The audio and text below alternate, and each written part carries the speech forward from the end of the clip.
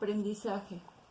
Proceso mediante el cual las experiencias modifican nuestro sistema nervioso y por lo tanto nuestra conducta.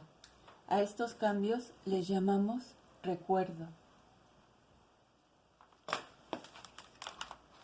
La capacidad de aprender es desarrollar conductas que se adapten a un entorno que cambia constantemente. El aprendizaje puede presentar al menos 4 formas básicas. Aprendizaje perceptivo, que es la capacidad para aprender a reconocer estímulos que ya se han percibido antes. La función básica es aportar la capacidad de identificar y catalogar objetos, incluyendo a otros miembros de nuestra especie y situaciones. El aprendizaje perceptivo se lleva a cabo fundamentalmente en la corteza sensorial asociativa. Aprender a reconocer estímulos visuales complejos implica cambios en la corteza visual de asociación. Aprender a reconocer estímulos auditivos complejos implica cambios en la corteza auditiva de asociación. El segundo aprendizaje es el aprendizaje estímulo-respuesta, la capacidad de aprender a ejecutar una conducta determinada cuando se presenta un estímulo determinado, involucra el establecimiento de conexiones entre los circuitos que participan en la percepción y los que participan en el movimiento. Incluye 2 categorías principales de aprendizaje. Condicionamiento clásico, que implica una asociación entre 2 estímulos. Un ejemplo es si se administra un soplo breve en el ojo de un conejo, automáticamente parpadeará. Se denomina respuesta incondicionada. El estímulo que la produce, el soplo de aire, se llama estímulo incondicionado. Este entrenamiento presenta una serie de tonos breves de 1000 Hz seguidos de un soplo de aire de 500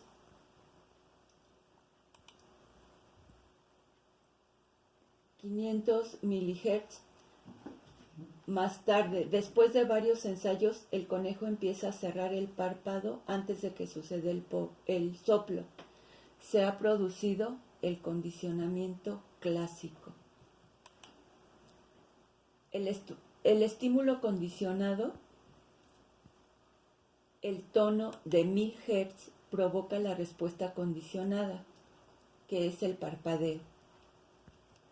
Cambios que se dan en el encéfalo cuando tiene lugar un condicionamiento clásico, que es el soplo y es detectado por una sola neurona del sistema somatosensorial, y que el estímulo condicionado, el tono de 1000 Hz, es detectado por una sola neurona del sistema auditivo. La respuesta, el parpadeo, está controlado por una sola neurona del sistema motor.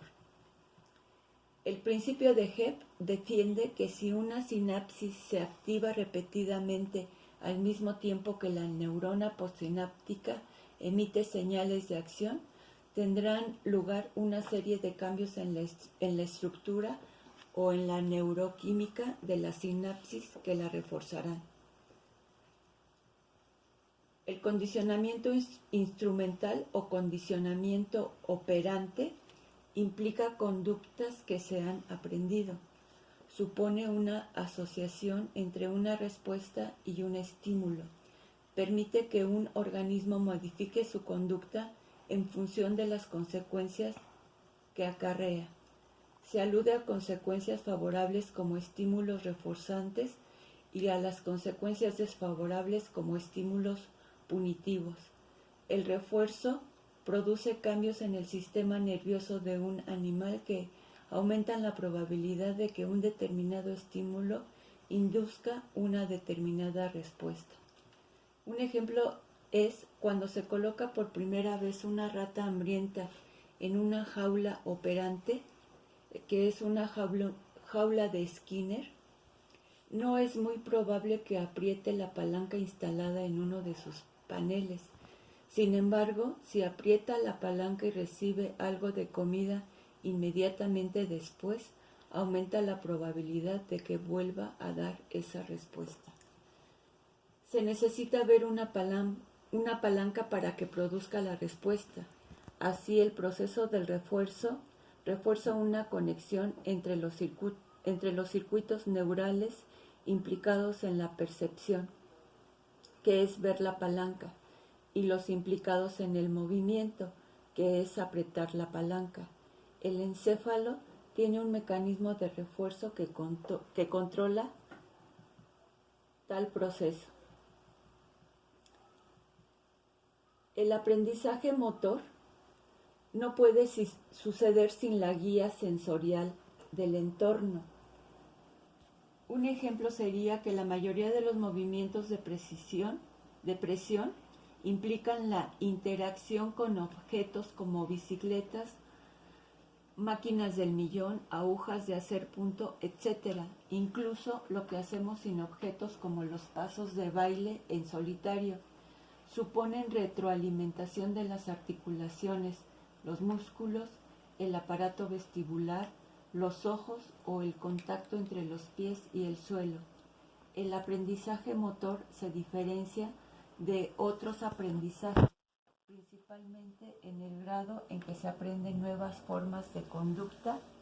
Cuanto más desconocidas sean, más circuitos neurales de los sistemas motores cerebrales han de ser modificados. Aprendizaje y plasticidad sináptica. El aprendizaje implica plasticidad sináptica, cambios en la estructura o en la bioquímica de las sinapsis que alteran sus efectos sobre las neuronas postsinápticas. La inducción de potenciación a largo plazo. La estimulación eléctrica de circuitos de la formación hipocampal puede desembocar en cambios sinápticos a largo plazo que parecen figurar entre los responsables del aprendizaje. Lemo, en 1966, descubrió que la estimulación eléctrica de alta intensidad de los axones que conducen información desde la corteza etnorrinal hasta la circunvolución dentada ocasionaba un aumento a largo plazo en la magnitud de los potenciales excitatorios postsinápticos en las neuronas postsinápticas. Este incremento ha recibido el nombre de potenciación a largo plazo.